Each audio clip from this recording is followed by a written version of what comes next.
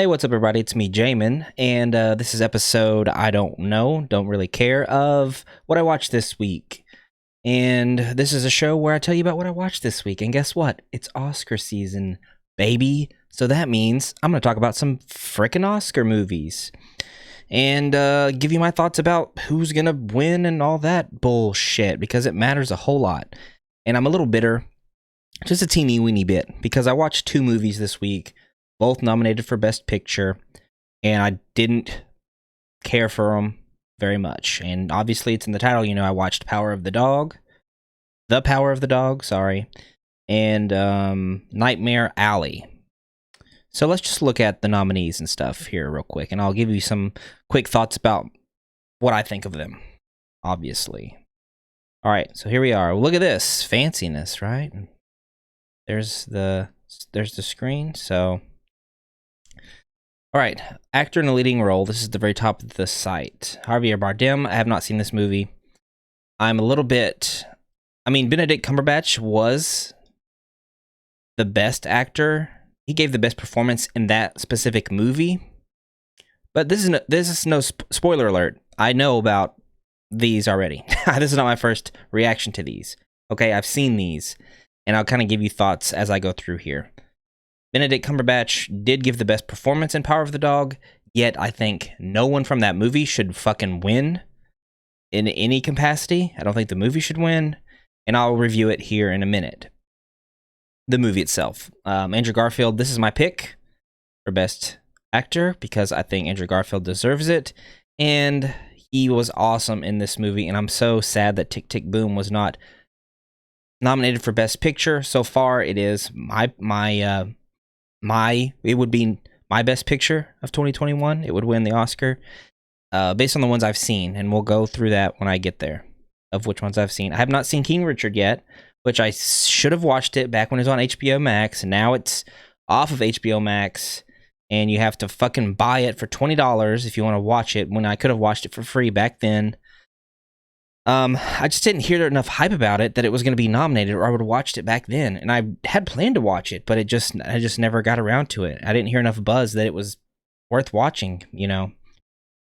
Now and Will Smith is nominated for Best Actor, and the movie's nominated for Best Picture, so missed the boat on that one. Denzel Washington is nominated here.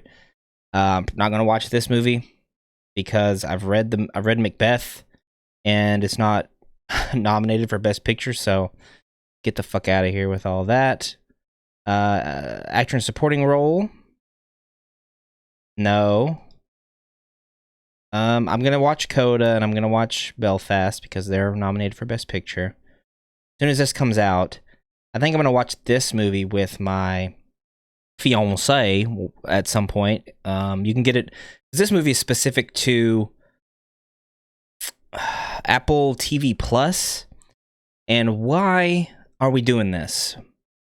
Like, there's so many streaming services and everything that you have to have now to be able to watch these. Netflix has exclusive rights to The Power of the Dog, so you have to have that, which everyone has Netflix. But like, having this movie nominated and it's behind the wall of Apple TV Plus is kind of bullshit. It's only $5, and that's the only thing I would get it for, is to watch this movie specifically. So, but I don't want to fucking pirate anything if I don't have to.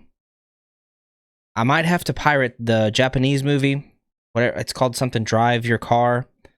There's some movies on here I'm going to have to watch, probably illegally, because of the fact that I live in this rural part of Oklahoma where they're only showing, like, Licorice Pizza. They're only showing that in, like, Tulsa right now, and it's probably not going to be released on Blu-ray or anything before the fucking Oscars even happen. I'm not sure about all that, but I think that that's probably what's going to happen. The Oscars are going to happen before that movie comes out.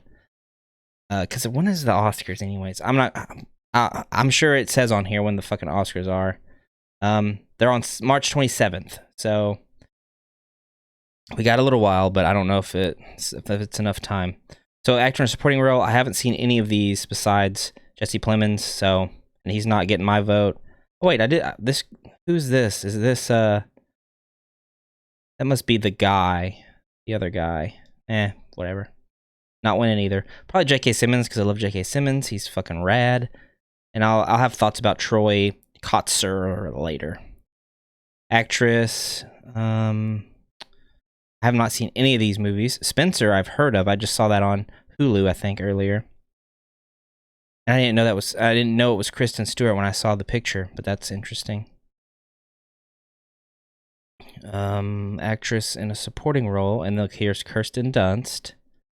Power of the Dog. I mean, I liked her performance, but I mean, is it that worthy? Don't know. I'm gonna see Belfast. I'm gonna try to see West Side Story. It's one of those things where I think it's in theaters still, and I don't think they're showing it. They're not showing it anywhere near me anymore. I don't have like a big theater around me where I live. Animated film. So recently, I did watch The Mitchells vs. the Machines, and I loved it. Lord and Miller, freaking great. This person did amazing as the full director.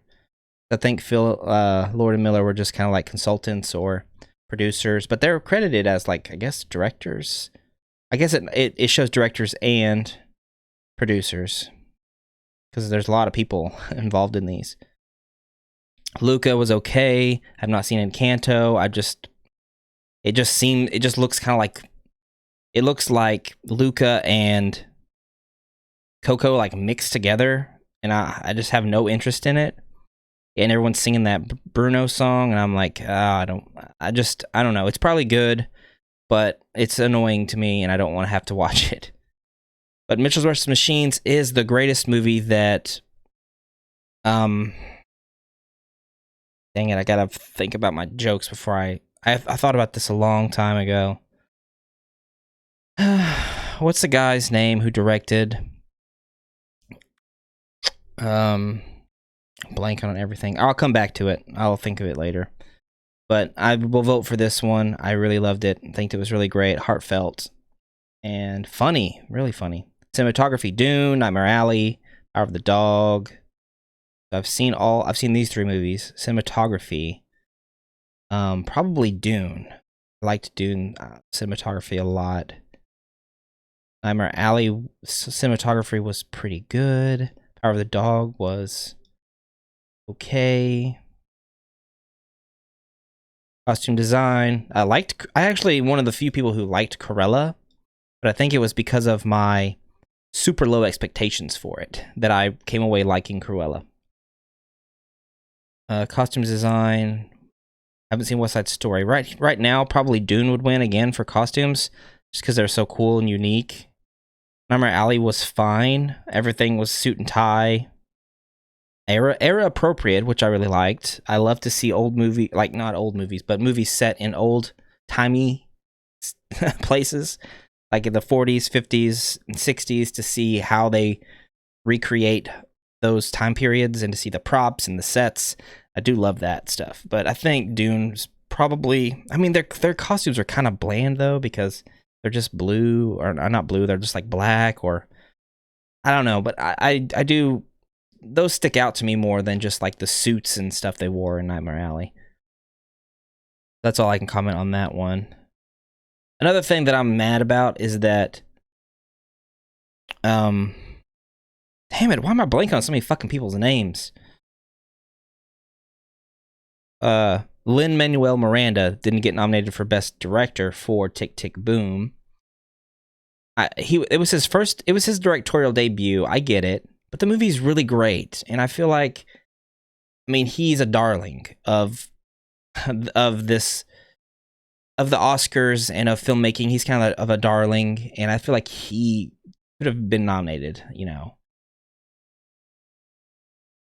you have to nominate if you're on the Power of the Dog lady, you have to nominate her if you're going to give this award so much, if you're going to give this movie so much praise.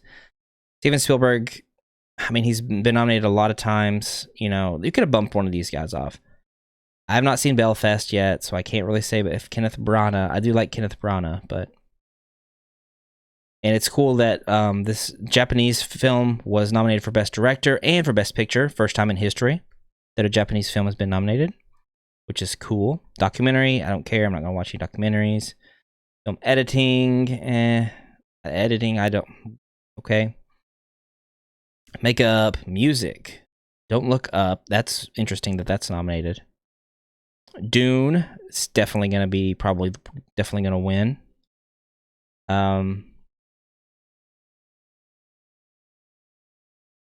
Yeah. Let's see. Encanto. I would vote for Dune here. This music I actually didn't like. That was kind of the thing that stuck out to me in Power of the Dog. The music felt like so strange to me. It felt like a horror movie music. Oh my god, my face is so like blown out right now because of the brightness. Check real quick. Okay, it's all right. What the hell? Oh, because I minimized my screen, it went. Let's see. How about that? Come on. How about that? Fuck you. Fuck you. Okay, now we're back to normal, but I just feel like my face is getting blown up. Light. I don't remember what I was saying. Oh yeah, the music for Power of the Dog I didn't really care for. It's very horror music-y at sometimes, and sometimes it just kind of hurt my ears. Maybe it was, I mean, I know it's probably there to like make you feel uneasy because it did, but it just didn't work for me. I don't know. Tell me I'm wrong. I dare you. Dare you to tell me I'm wrong. All right, Best Picture. Belfast. Gonna watch that at some point. Which is probably one I don't have much interest in, honestly. Like if I had to pick one of these that I would just not watch at all, it would be this one. It would be Belfast. So there's something to think about. So I've seen Don't Look Up. I thought it was good. I didn't expect it to be nominated, especially when Tick Tick Boom is not. Like, why is this one so much better? I mean, it's a goof. It's like a goof spoof. I mean, not spoof, but at certain points it kind of feels like a spoof movie. Spoofing. I mean, it's political satire. It's not really spoofing anything specifically. So, yeah, but the political satire angle just feels like something that would be like a sketch of some kind, and it's just a whole movie. So it's good, but I don't know about Best Picture worthy. Drive My Car, I'm excited to see. I'm hoping I'll be able to watch it before the Oscars. Dune, loved it. I wish it was, a complete movie. That's the only downside, is that it's part one. King Richard, excited to see. Licorice Pizza, okay, I'm interested. Don't know much about it. Nightmare Alley just watched. The Power of the Dog I watched, and I have not seen West Side Story. So let's see. Right now, my vote for Best Picture would probably go to...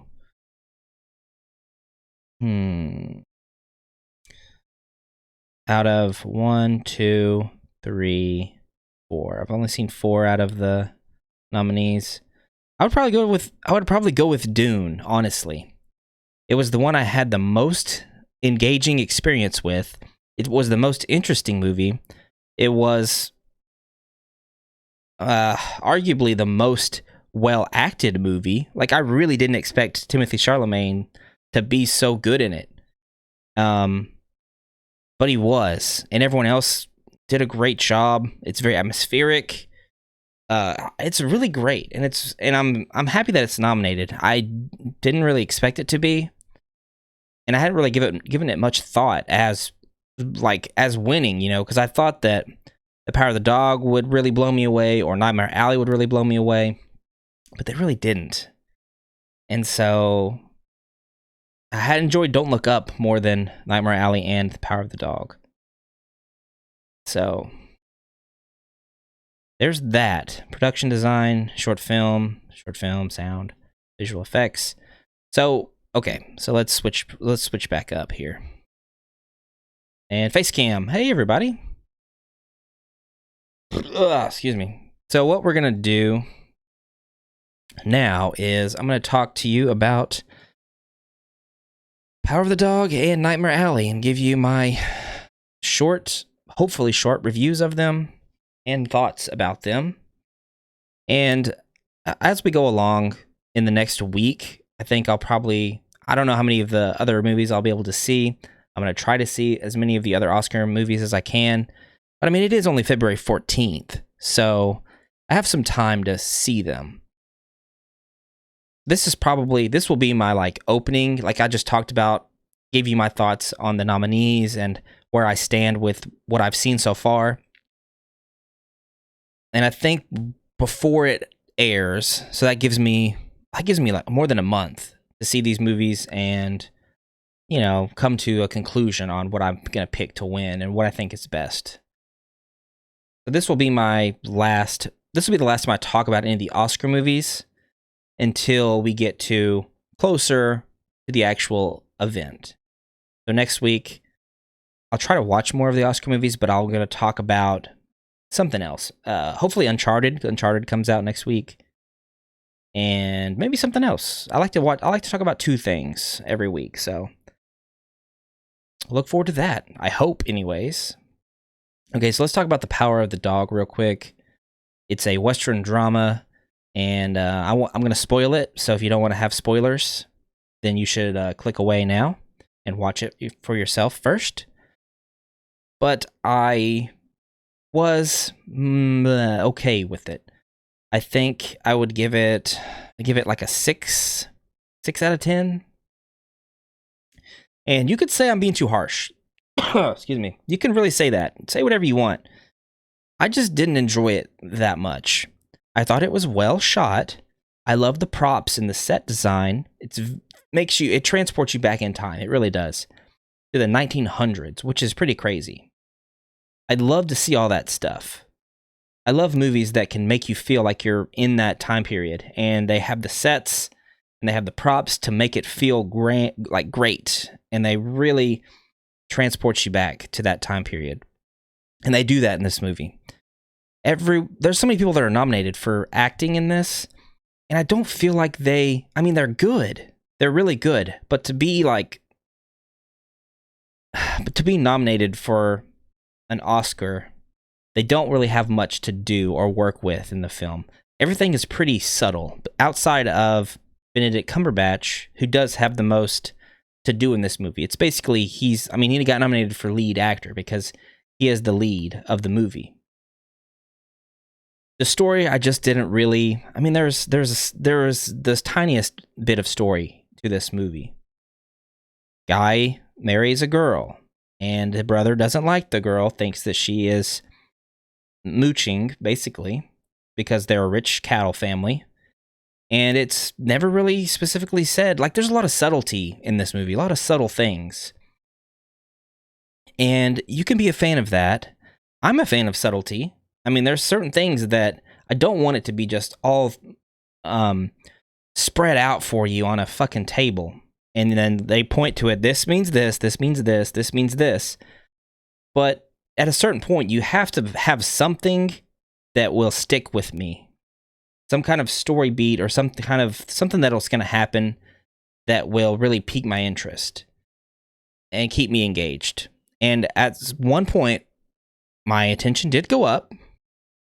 I don't know why I'm being coy with it. Like, whenever they figure out, like, oh, Bronco Henry, he's probably gay with Bronco Henry. And you're like, oh, where's this going to go? And now not the little boy, but the young boy is involved now, knows the secret. And now there's some kind of manipulation happening. And I watched this with my girlfriend, my fiance. And we were thinking, like, cowboy butt sex. Like, we were making the jokes about, okay, is this going to happen? What's going to happen? And it felt like it was going to happen. And it was kind of unnerving. And that's probably the best chunk of the movie, is when that whole situation happens. Because there's some good back and forth and some good tension. And that music does kind of work, in certain points to make you uneasy and unnerved. And it's just kind of weird. The music is weird at certain points. And it hits that certain part of my brain that was like, I don't like this, Maybe that was the intention. If it was the intention, then they kind of nailed it there. But you shouldn't I mean, I can't tell them what to do and what not to do. But if I was doing it, I'm gonna pick my nose. Okay, hold on. Yeah. If I was doing it, I wouldn't intentionally make my audience head hurt with this weird music. So, at the end of the day, the performances weren't as amazing as I expected. I think this suffers from hype.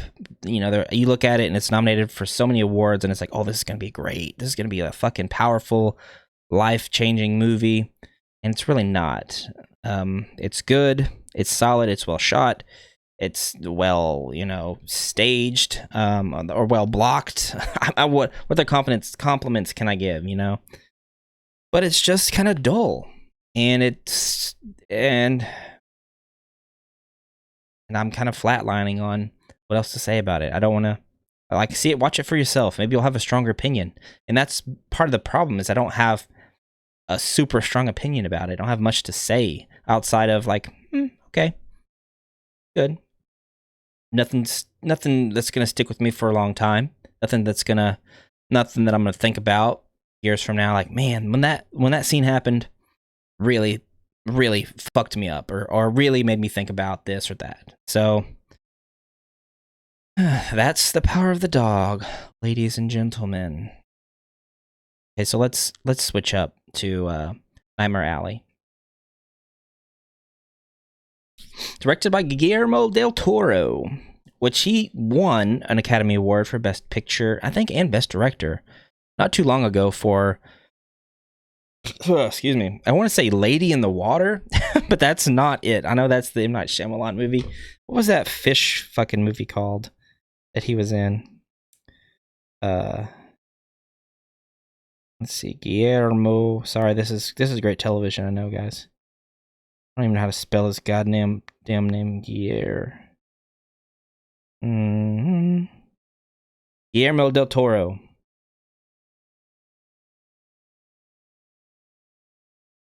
Mexican film director. The Shape of Water. Okay.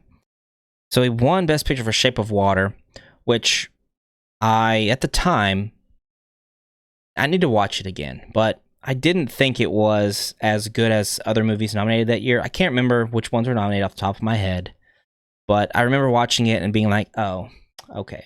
Yeah. I had higher expectations for it.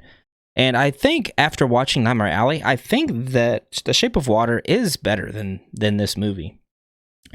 I look back on it and I'm like, that had an element that I like, that I wish this one had, and I was hoping it would have, and that's probably a lot of my fault for wanting something that the movie wasn't.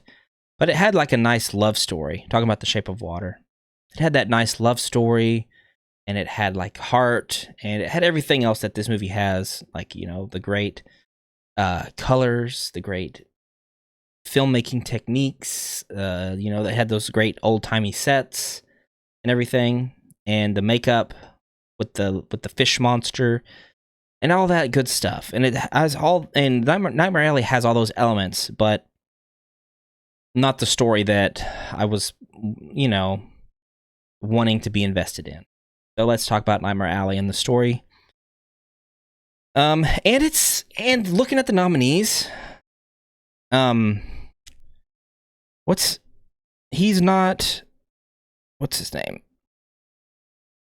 Fucking bitch. Show me Bradley Cooper. That's a bad thing about doing these like live like this without any cuts, is that I can always forget shit. Bradley Cooper didn't get nominated for Best Actor. And that's and no one else did either. No one from this movie got nominated for Best Actor, when they all gave better performances than anyone in Power of the Dog, outside of maybe, you could argue, Benedict Cumberbatch. But Bradley Cooper fucking killed it in this movie, and he's not nominated, and that's so sad. I got to see the rest of the movies, fair enough, to make sure that the other performances were good enough to be there, in my opinion. So, but that was probably the best part of the film, is watching their performances. Jessica Chastain, right? Nope, it's Cate Blanchett. Cate Blanchett, and Willem Dafoe. I mean, this is a great cast, and they all did great. So one of the top question is Nightmare Alley worth watching? What did they say? Okay, whatever. But so the story for this movie, and here you go, spoilers, guys. I do like this one better than The Power of the Dog. It's probably like a 7 out of 10. What I like about this one is okay, not what I like. Sorry, I got stumbled on my words. What I don't like is the story and the protagonists and what happens, because this is a remake movie, so the story is a bit cliche. Not in the way of that, like, this story is told, but in a fresh-ish kind of way. But I immediately saw where it was going, and I immediately saw what was going to happen, and I was immediately like, I don't want to see this. I don't want this to turn out the way it's going to turn out, but we just got to go along for the ride. And maybe that was the intention of the filmmaker, but still, that doesn't mean I have to like it, if that was the intention. So Bradley Cooper is a character who we see burning like a house at the start, and he leaves and he becomes a grifter. He joins up with a carnival, he becomes a carny, and he learns these like techniques to be a criminal. Not really a criminal, but what do they call it? Like a con man. And he does grifts where he just takes money from people and he gives them future, like he doesn't read their future, but he tricks them into thinking he knows things about them that he could never know. He reads minds. And he can be like a medium, like a psychic, where he can talk to your dead relatives and that kind of thing. And that stuff has always been the cringiest shit to me in the fucking world. And I never watch that stuff because there's real life people today that still do this shit. And even though it's presented in a cool way in this movie, like how he learns how to do it and the tricks and all the behind the scenes stuff, which is interesting. And I really loved the first part of this movie, like probably the first quarter of this movie. I was really like, oh god, this is going to be great. This is going to be good. And they had this little love story going on between a girl, her name is Molly, and him.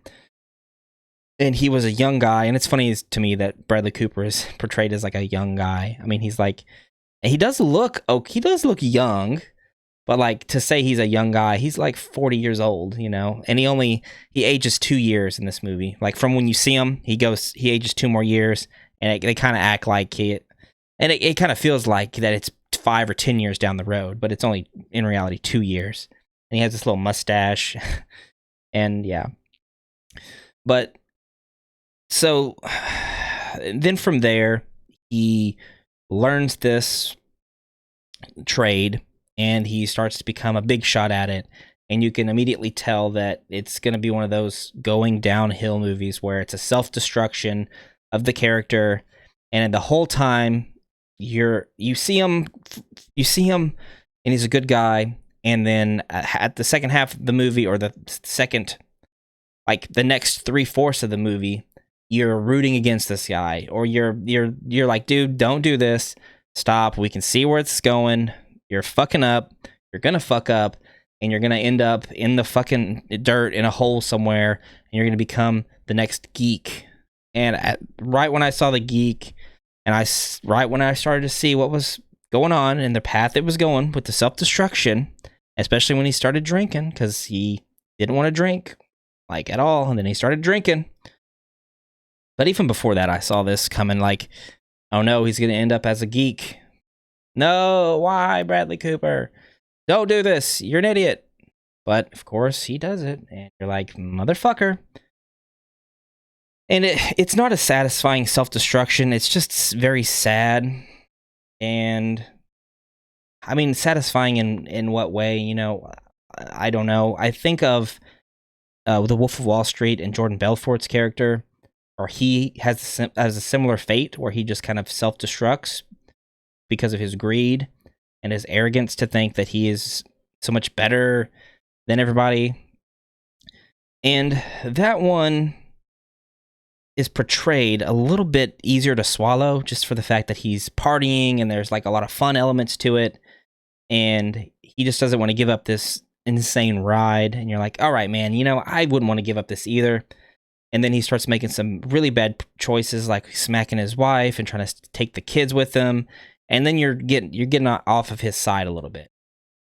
And there's never really a moment where Bradley Cooper's portrayed as this worst human in history or anything like that.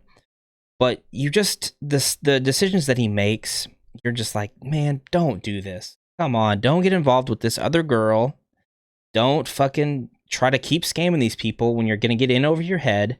But it's his arrogance mostly, I think, not really his greed. Because, I mean, it doesn't show him spending a lot of money or like living this super extravagant life like Jordan Belfort does. It just kind of seems like he wants to show, or he wants to like feel like he is a real medium. He's a real psychic, I guess.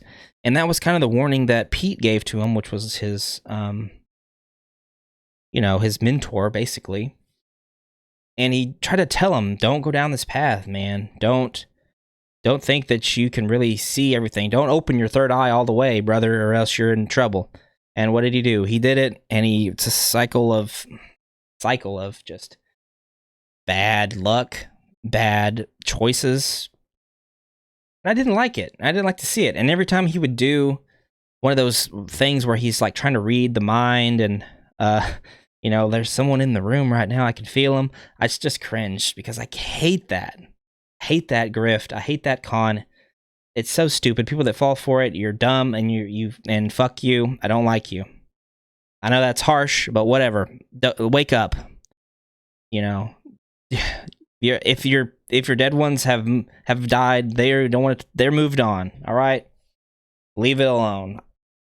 You can grieve how you need to, but don't involve other people that are trying to scam you.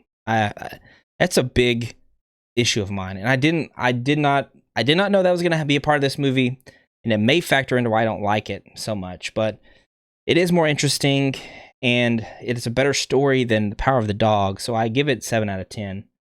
The performances are better. Excuse me. Still just not really my cup of tea, I guess, or my thing. I don't know. It's so weird to talk about, because everything else in the movie is great. I mean, it's nominated for Best Costumes. Costumes are really cool. They look really good. The sets are amazing. There's these old-timey carnival sets. There's all these little weird things in jars. The look of the movie is great. The opening is amazingly shot. The lighting, like he lights a match, and there's a fire, and there's a sunset, and a good transition. The first quarter of the movie, really loved it.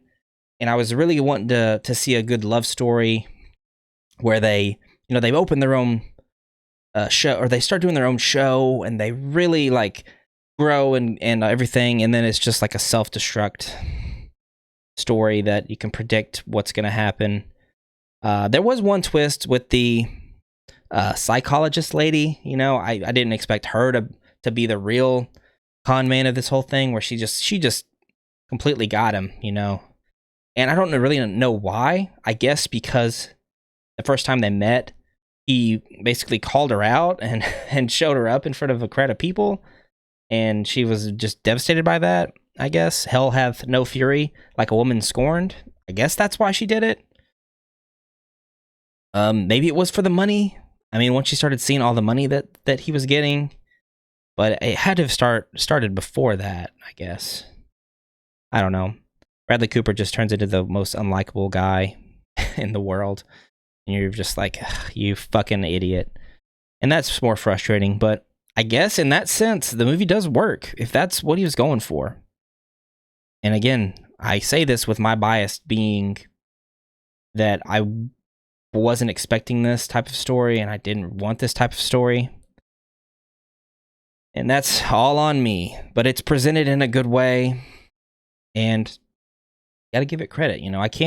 I can only review what happens in the movie and the effectiveness of it, and it was pretty effective. But doesn't mean I have to enjoy it, because I can enjoy whatever stories I fucking want to enjoy. And if I think something should be a certain way, then that's on me, all right? Is that fair? I don't know. I don't care. I can say what I want. It's First Amendment right of this country, boys. Hell yeah, brother.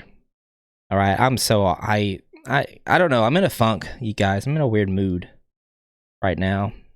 I just watched 2 movies that I didn't really enjoy, and maybe I'm a little bitter about that because this is my day off, and I had shit I wanted to do, and now I'm doing this review, and it's going way longer than I really wanted it to. But yeah, anyways, that's all I got, I guess. Let me know what you think in the comments down below. Leave a like, subscribe, please, and what should I watch? What should I do? Tell me, give me advice, please. I need help. All right? Okay. Bye-bye.